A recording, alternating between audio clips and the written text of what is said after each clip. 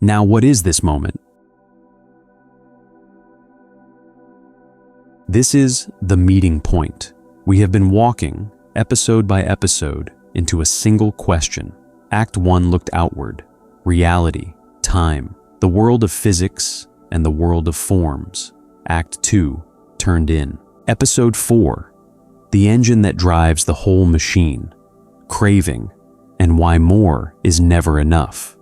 Episode 5, who is running the engine, and the question the Buddha refused to answer.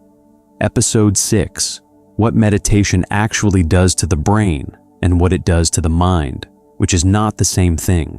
Last time, in our cross-series video, what right view sees and where it sees it.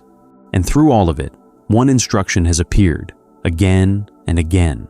The Buddha says it, the neuroscience supports it, the mindfulness teachers repeat it, practice here, now, in this moment. Tonight, we ask the question we have been postponing. What is this moment? What does physics actually say about it? What does the Buddha actually say about it? And why the popular version, just be here now, may be missing the most important word. This is Episode 7, Now. On March 15th, 1955, Albert Einstein's oldest friend died. His name was Michel Besso, a Swiss-Italian engineer. The two had met as students in Zurich, and Besso had followed Einstein to the Bern patent office, where in 1905, Einstein's miracle year, they had spent long hours arguing about physics.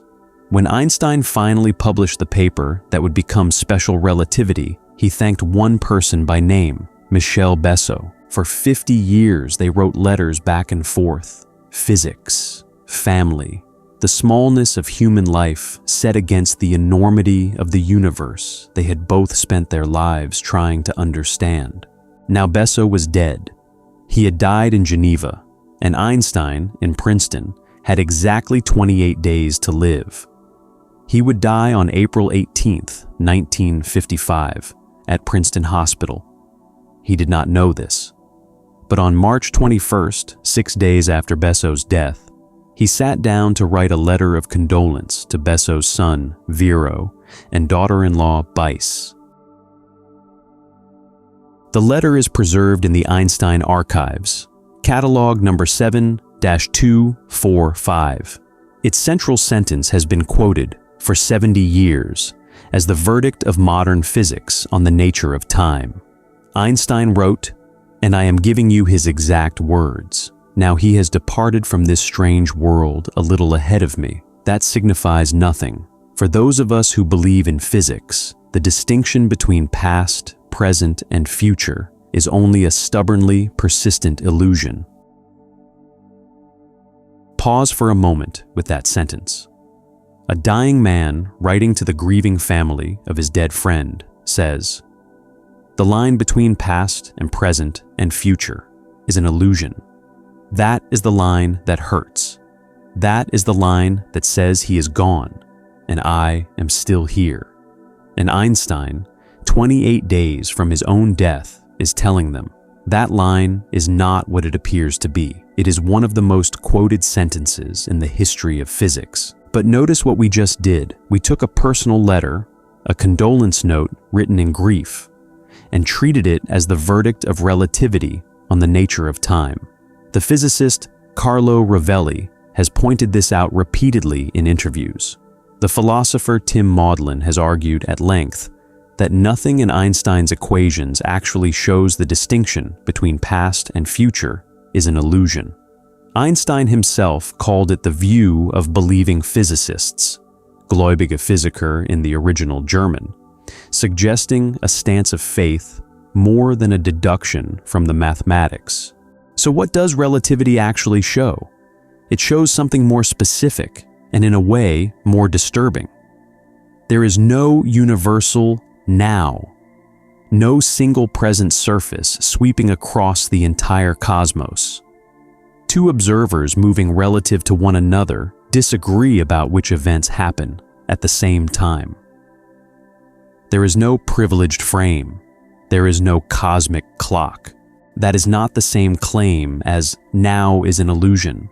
it is a much narrower claim and a much stranger one. The present moment is not abolished. It is made local. In 1908, 3 years after Einstein's special relativity paper, the mathematician Hermann Minkowski gave a lecture in Cologne. He opened with one of the most famous sentences in modern physics. Henceforth, space by itself and time by itself are doomed to fade away into mere shadows, and only a kind of union of the two will preserve an independent reality. What Minkowski meant is that space and time are not two separate stages on which events occur. They are stitched together into a single four-dimensional structure. Every event, your birth, the death of a star, this moment of you watching this video, has a fixed location in that structure. Past and future light cones radiate from each event. Between them, the space-like region, places and times you cannot reach, no matter how fast you travel. This four-dimensional structure is sometimes called the block universe, and it is here that the philosophical disagreement begins. Some physicists read relativity as showing that all moments, past, present, future, are equally real, just at different coordinates in the space-time manifold. This view is called eternalism, or the block universe view. Others disagree. Presentists hold that only the present exists. The past is gone. The future is unmade. Growing block theorists split the difference. Past and present are real. The future is open. And then there is Carlo Rovelli, who is often cited as a champion of the block universe view, and who, in fact, holds something different from all three. In a 2019 paper in the journal Foundations of Physics, Rovelli stated his actual position in the title, neither presentism nor eternalism. His thesis, in his words, is that fundamental becoming is real, but local and unoriented. A notion of present is well defined, but only locally and in the context of approximations. In other words, Rovelli rejects the block universe. He also rejects presentism. Becoming is real, but it is local. There is no universal now across the cosmos, but there is locally a now. This matters because much of what circulates in popular writing on physics and time, including some accounts that try to connect physics directly to Buddhism, is built on a position that one of the field's most thoughtful living theorists has explicitly rejected. The most beautiful phrasing of the block universe view came not from a physicist, but from a mathematician, Hermann Weyl, in his 1949 book, Philosophy of Mathematics and Natural Science. Weyl wrote, "The objective world simply is. It does not happen." That sentence is quoted everywhere, pulled out, polished, set on its own, used as the hammer that closes the case. Time does not flow. The world simply is. All of your felt experience of past flowing into future is an illusion. The sentence Weyl wrote immediately after that one is almost never quoted. He wrote, "Only to the gaze of my consciousness, crawling along the lifeline of my body, does a section of this world come to life as a fleeting image in space which continuously changes in time." Both sentences. Read together. Read. Weyl is not dismissing experience. He is honoring two descriptions at once. The four-dimensional view in which the world simply is, and the lived view in which consciousness crawls along a world line. Your world line, his world line, Einstein's world line, and meets reality as it goes. The popular quote has been edited down to half a sentence and wielded as a verdict. The full quote says something more interesting than either half alone. Both descriptions are needed. The geometry is. The crawling consciousness meets the geometry. Neither sentence makes the other false. And this brings us to the question we have been postponing through 2 episodes. In episode 6, we ended with a hint. physics raises a question about what the present moment actually is. Einstein's equations imply the present may not be metaphysically privileged, and the Buddha placed full attention on the present moment, not as a metaphysical claim about whether other times exist, but as a practical instruction about where craving takes hold. In our last video on right view, we returned to the same hint. Right view sees in the present moment. But what is this moment? Tonight we look at this carefully, because the relationship between what physics says about now and what the Buddha said about now is not what most popular accounts make it. It is more honest, it is more interesting, and it changes how you read the most quoted instruction in modern spirituality. Chapter 1. Leave physics. Step into neuroscience. Because the same question, what is this moment, appears again at a completely different scale. Not the geometry of space-time, the biology of perception. In 1890, in his Principles of Psychology, the philosopher and psychologist William James devoted a chapter to what he called the perception of time. And he noticed something strange. The present moment we feel, the now we are inside of, right now, is not a point. It has duration. It has a forward edge and a backward edge.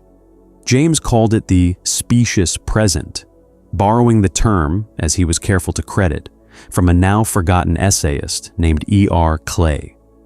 The felt now, James wrote, is a saddleback on which we sit perched, looking in two directions into time, several seconds. That is roughly the length of the felt now, not an instant, a short stretch. This was an introspective observation in 1890. A philosopher noticing what was actually happening when he attended carefully to his own experience. The neuroscience came a century later, and it confirmed the strange shape of James's finding and made it stranger. In 1997, in the journal Trends in Cognitive Sciences, the German neuroscientist Ernst Puppel published a paper proposing what he called a hierarchical model of temporal perception. His central claim, in his own words, a mechanism of temporal integration binds successive events into perceptual units of 3 seconds in duration. Puppel's evidence was remarkable in its range. The 3-second window, he argued, appears across human languages.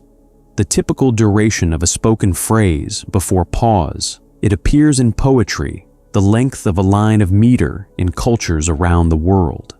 It appears in spontaneous motor synchronization. It appears in the rhythm of conversation. Below it, at about 30 milliseconds, sits an elementary timing unit.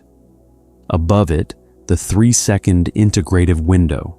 I should note here, because we promised honest framing, that not every researcher accepts Puppel's specific 3-second claim. A 2017 review by Peter White in the journal Psychological Bulletin concluded, in his words, that temporal integration occurs on multiple timescales and no particular duration is special, so the precise number is in dispute. What is not in dispute is the underlying finding. The felt present moment is a window, not a point. The brain integrates over some span of time to produce what feels like an instant, and that integration is even stranger than it sounds. In March of the year 2000, two neuroscientists, David Eagleman and Terence Sinowski, published a paper in the journal Science using a visual illusion called the flash lag effect. The experiment is simple enough to describe. A flash of light appears at the moment when a moving object is at a particular position. The subject reports where the flash appeared relative to the moving object. The reported position is wrong, predictably, systematically wrong. Eagleman and Sinowski wanted to know why, and their conclusion in their exact words. Visual awareness is neither predictive nor online, but is postdictive. so that the percept attributed to the time of the flash is a function of events that happen in the 80 milliseconds after the flash. Stay with that for a moment. What you think you saw at a given moment was partly shaped by what happened after that moment. The brain waits.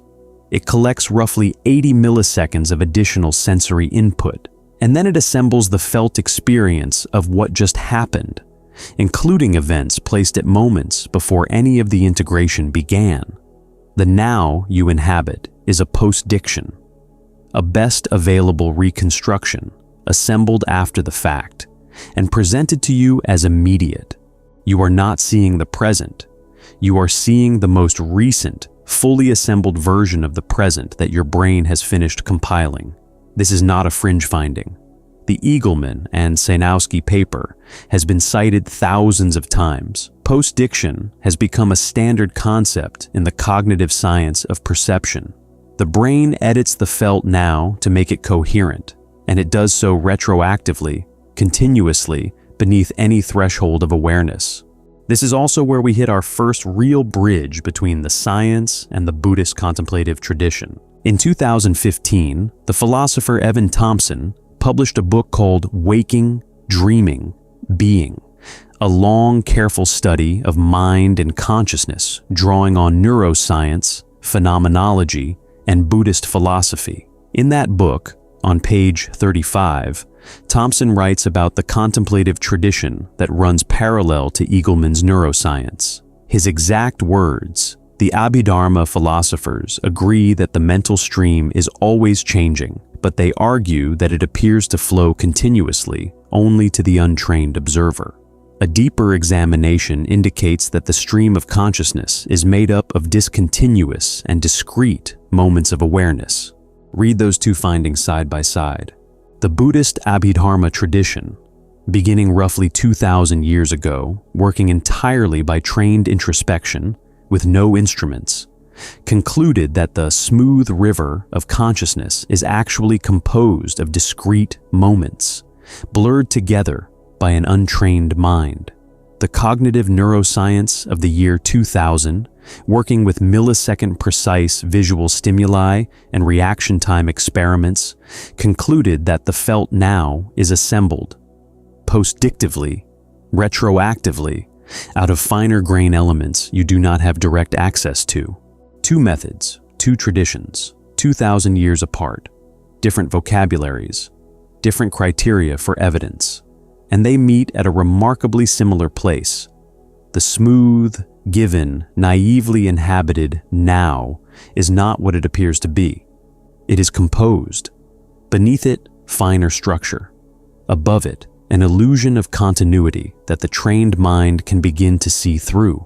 This is what we mean by illuminate, not predict.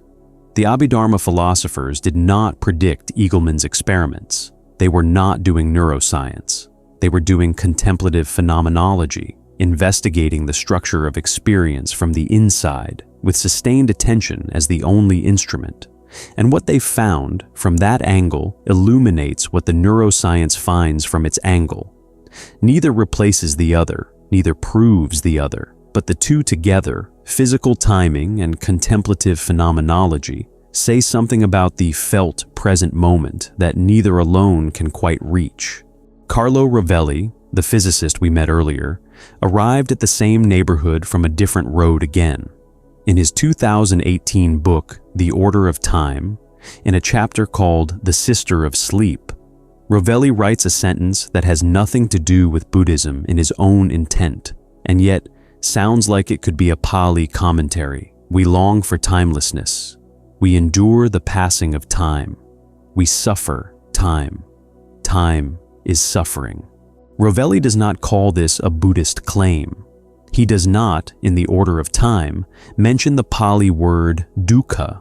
His explicit engagement with Buddhist philosophy, with the Indian Madhyamaka philosopher Nagarjuna, comes in his later book, Helgoland, published in 2021. But the resonance is there 3 years before the explicit engagement.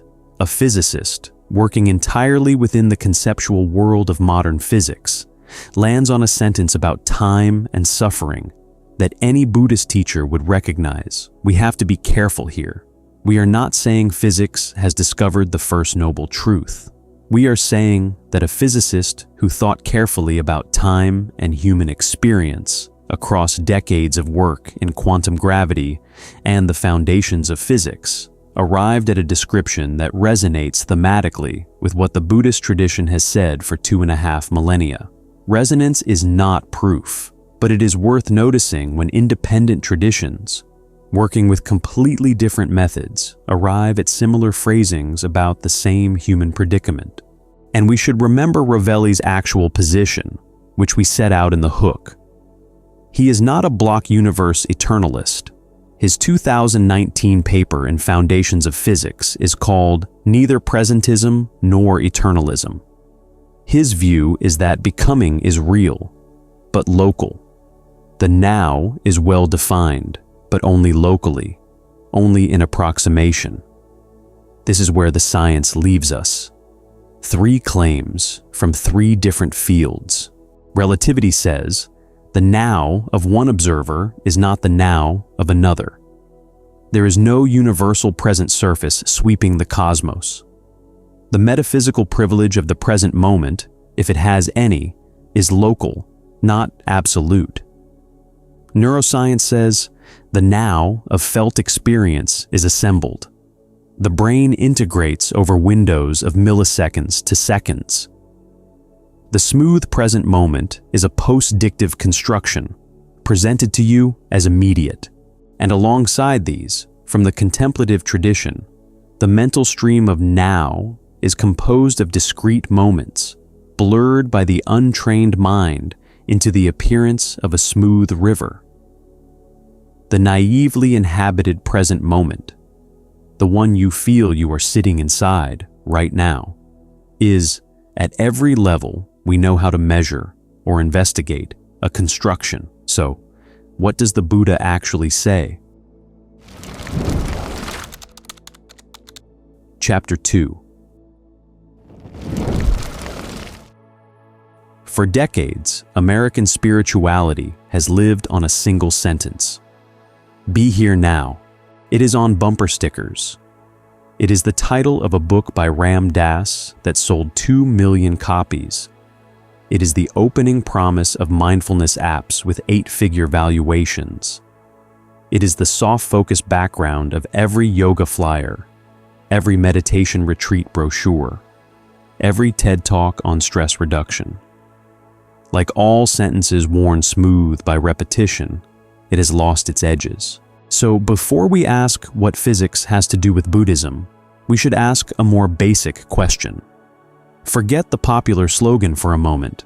Forget what the meditation industry has done with the phrase. What did the Buddha actually say about being here? There is a sutta, short, dense, foundational, that addresses this directly. It is in the Majjhima Nikaya, the middle-length discourses, number 131, MN 131. Its title is the Bhaddekaratta Sutta, an auspicious day in one rendering, a single excellent night in others. The sutta opens with a verse the Buddha asks his monks to memorize. Then he explains, phrase by phrase, what each line of the verse actually means. Let me read the verse first. In Thanissaro Bhikkhu's translation, you shouldn't chase after the past or place expectations on the future. What is past is left behind. The future is as yet unreached. Whatever quality is present, you clearly see right there, not taken in, unshaken. That's how you develop the heart. Beautiful. And like all beautiful things, the real meaning is in the detail. The Buddha does not let the verse stand alone. He defines line by line what each phrase means, and the definitions change everything. So let us take them one at a time.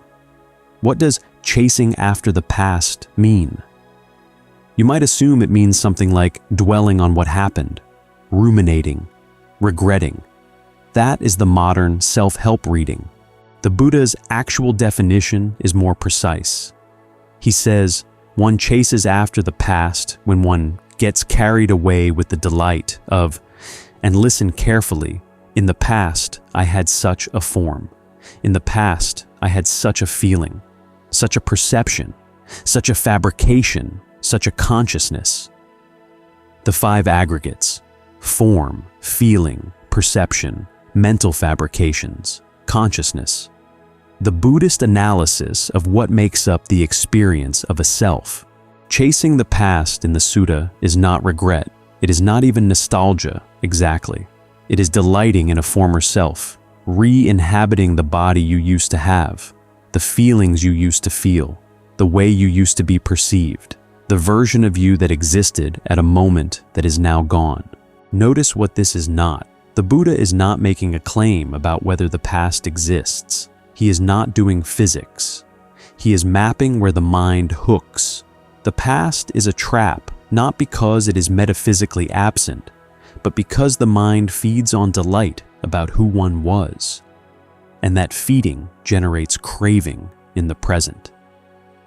Now the second trap. And the structure is exactly parallel. The Buddha says one places expectations on the future when one gets carried away with the delight of, in the future, I might have such a form. In the future, I might have such a feeling, such a perception, such a fabrication, such a consciousness. Again, the five aggregates. Again, the trap is delight, anticipated delight in a future self. Imagining the body one will have, the relationships, the recognition, the inner state.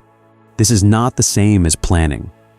The Buddha is not telling us to stop thinking about tomorrow. He is identifying a specific operation of mind, the operation of constructing a future self and feeding in advance on the imagined experience of being that self. That is the trap. So far, this might align with the popular reading. Do not dwell on past. Do not fantasize about future. Be here now. And then comes the third trap. And the third trap changes the whole sutta. The Buddha has explained the past trap and the future trap. And he adds a third. And this is the part almost every popular teacher leaves out. The third trap is the present moment itself.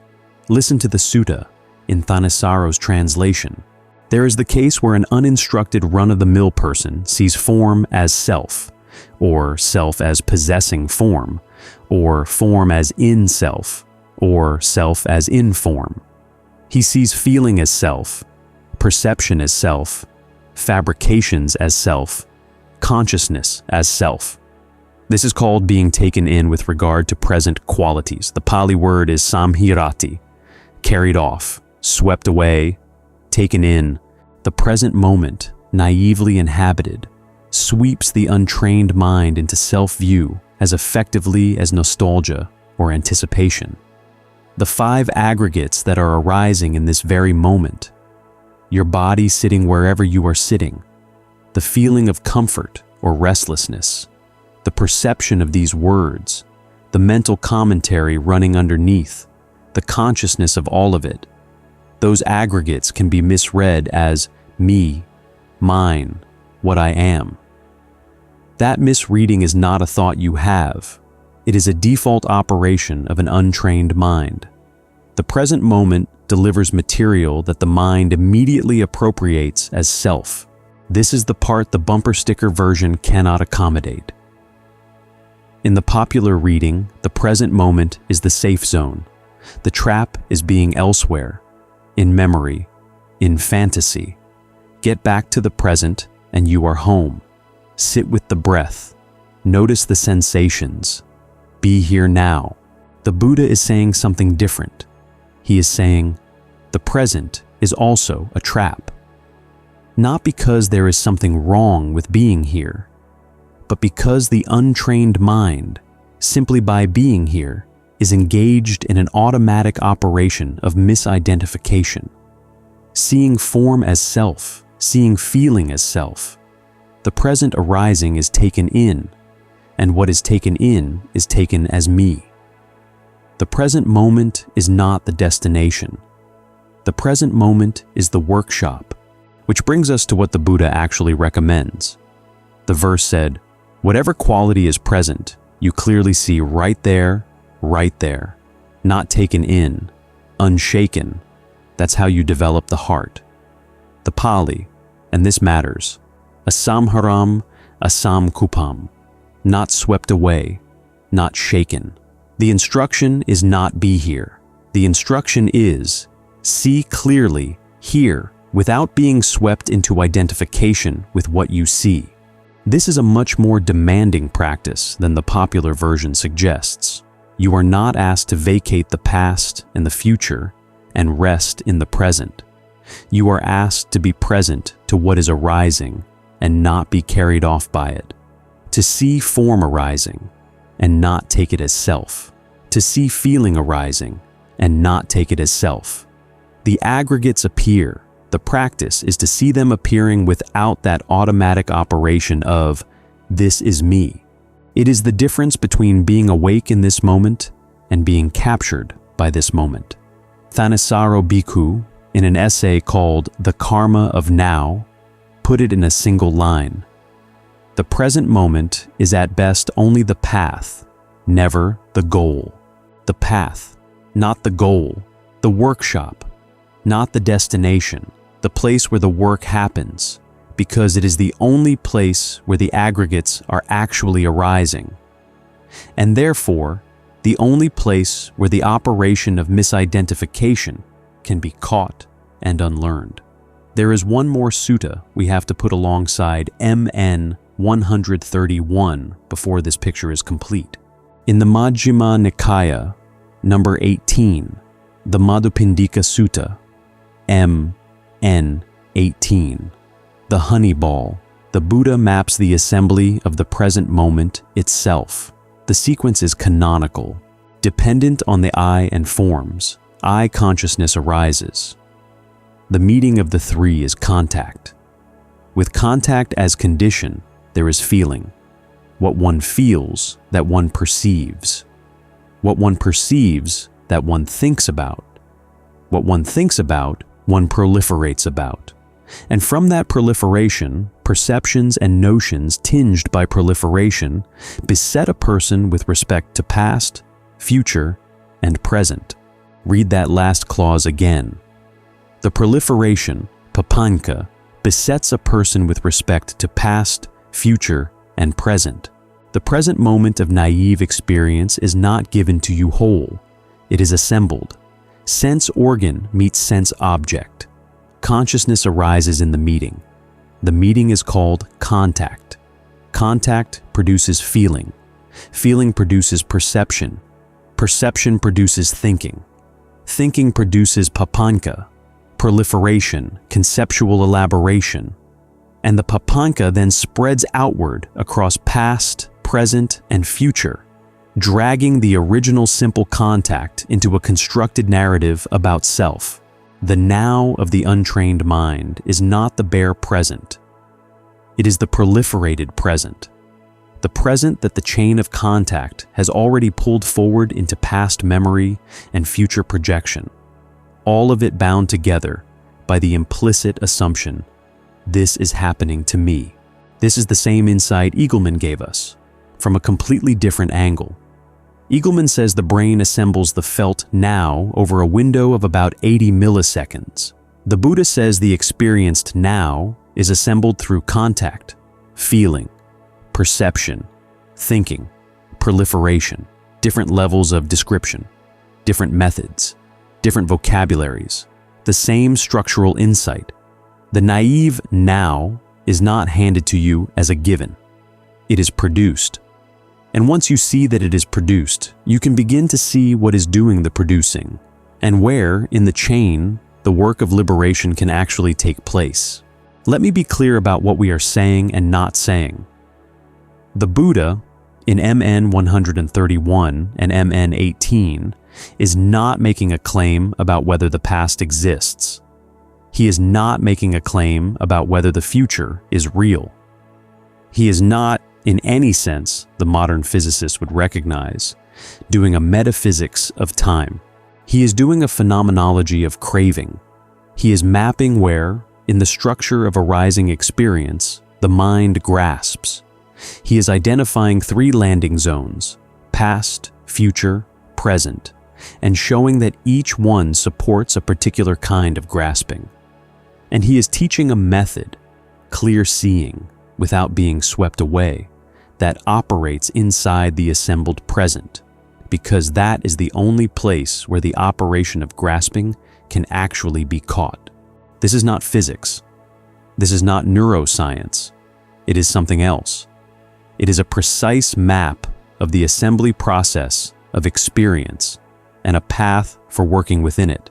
And it is here that the relationship between what physics says about now and what neuroscience says about now and what the Buddha says about now finally comes into focus. Chapter 3. Now we can name what physics, neuroscience, and the Buddha actually share. Slowly, because the convergence matters, and the divergence matters even more. Physics says the now as a metaphysical universal, a single present surface sweeping the cosmos, is observer frame dependent, not absolute. 2 observers moving relative to one another do not share a now. There is no privileged frame. Neuroscience says the now as a felt instant, the smooth presence you are inside of right now, is assembled. The brain integrates over windows of milliseconds to seconds. The present moment of perception is a post-dictive reconstruction, not given. The Buddha says the now as naively inhabited, the present moment as an untrained mind experiences it, is assembled through contact, feeling, perception, fabrication, consciousness. And identification with that assembly is craving's 3rd landing zone. Not safe.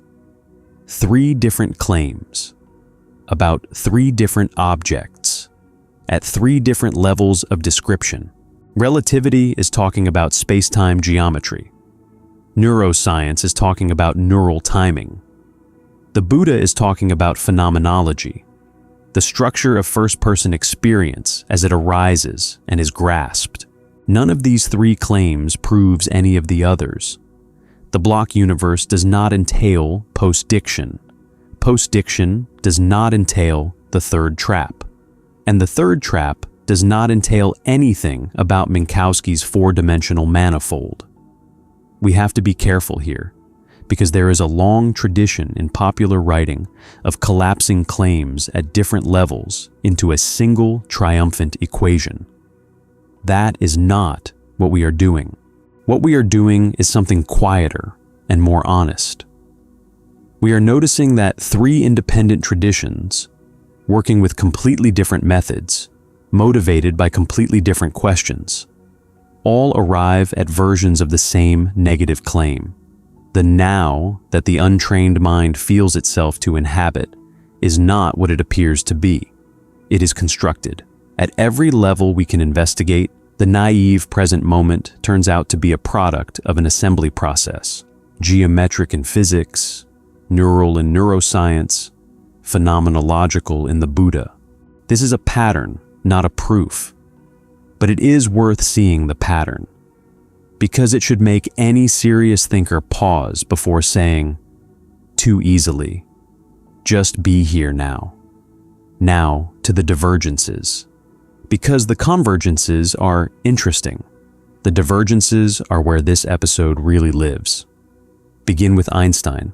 Einstein, in his letter to Besso's family, said the distinction between past, present, and future is an illusion. Whether that sentence is justified by his physics or not, we have already noted the doubts of Rovelli and Maudlin. Einstein's gesture in that letter is to dissolve the distinction. The line between past and present and future, in the consoling vision Einstein offers Bice and Vero, is meant to fade. Besso has gone before. Einstein will follow. From the 4-dimensional view, there is no profound difference between before and after. the Buddha makes a completely different gesture. He does not dissolve the distinctions. He works within them. The past is where one delights in former selves. The future is where one delights in imagined selves. The present is where one is swept into identification with arising aggregates. Those three landing zones are precisely the three places where craving operates. To dissolve the distinction would be to lose the diagnostic map. The Buddha needs the distinction between past delight and future expectation and present being taken in, because the practice operates differently at each landing zone. Einstein's vision in that letter is one of unification. The geometry is one. The boundaries are illusory. Our griefs collapse into the four-dimensional whole. The Buddha's vision is one of careful distinction. Here is where the mind grasps the past. Here is where it grasps the future. Here is where it grasps the present. And here is where the grasping can be seen and unwound. These are not the same answer to the same question. They are different answers to different questions. Now, neuroscience. Eagleman's post-diction model gives us a mechanism. It tells us how the brain assembles the felt now. It is precise. It is testable. It is one of the more striking findings in cognitive science over the last 25 years. And it does not, by itself, tell you what to do.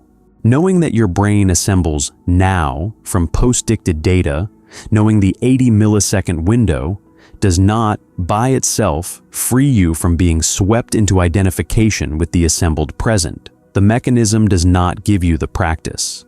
Eagleman is not, in his work, offering a protocol for liberation. He is doing science. He stops where science stops. The Buddha does not stop there.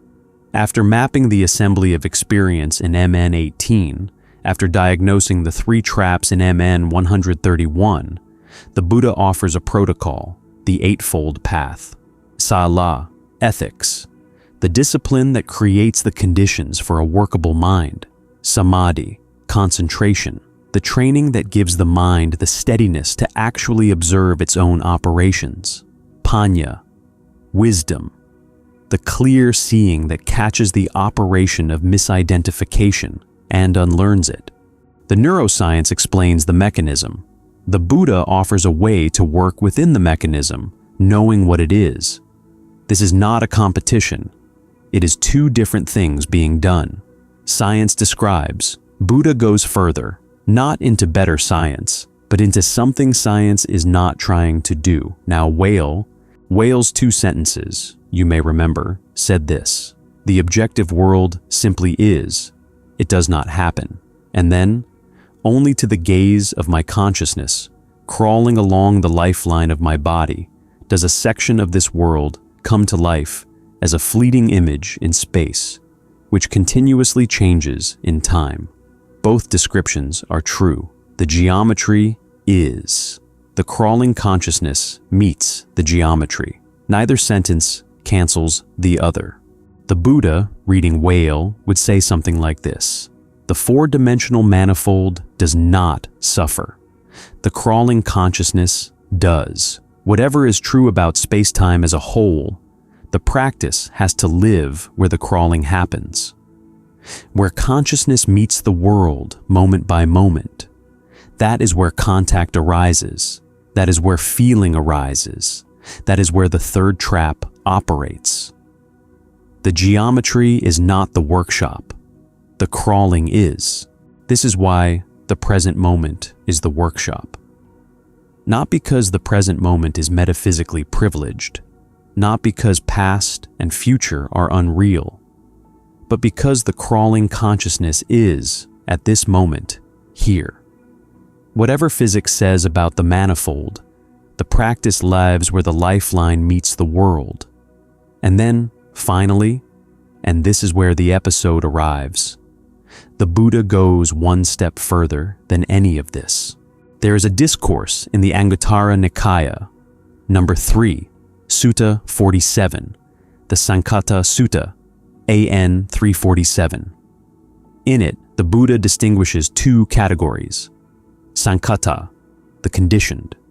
Anything that arises, persists, and alters while it stays, and finally passes away.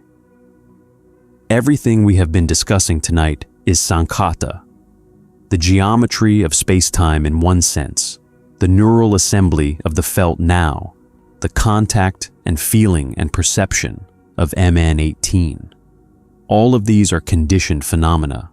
They arise, they pass, they alter. And then there is asankhata, the unconditioned nibbana, of which the Buddha says no arising is discernible, no passing away is discernible, no alteration while staying is discernible. This is not a location in time. It is not a moment to rest inside. It is not a meditative state to attain and then leave. It is, by the Buddha's own description, the unbinding from the entire process of arising and passing. Physics may abolish the universal now. It leaves you, when it is done, in a four-dimensional space-time manifold. Neuroscience may explain how the felt now is assembled. It leaves you, when it is done, a brain in a body in time. The Buddha points beyond all of that, not to another moment, not to a deeper layer of the same construction, to what remains when the construction itself stops. This is the meaning of Buddha goes further. Not that he predicted physics, not that he anticipated neuroscience, but that he did not stop where physics stops and where neuroscience stops. He went into the question that those disciplines, by the nature of their methods, cannot ask.